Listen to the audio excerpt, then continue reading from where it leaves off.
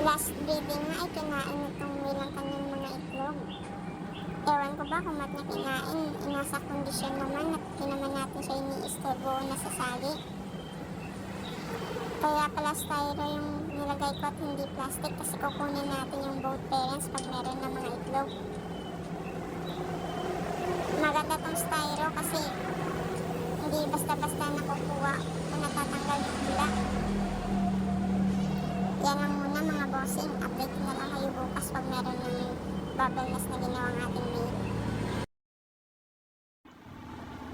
After 24 hours at meron na ng bubble nest ang ating male beta. Ibig sabihin ready na siya.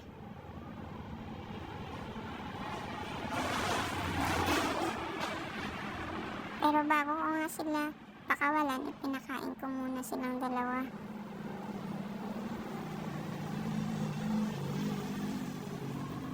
After nga ay kinuha ko na yung babae sa kanyang barrier.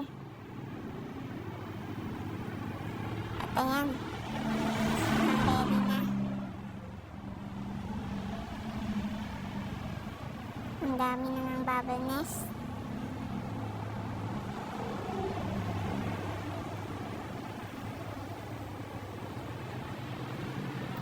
Yan lang muna ulit mga bossing, bukas ulit. After one day nga ay meron ng mga itlog. Ibig sabihin successful ang ating breeding.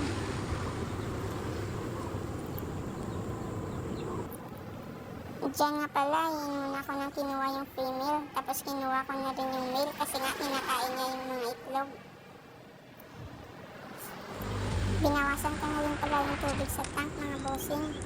Mga 1.5 inches na lang yung tinira ko.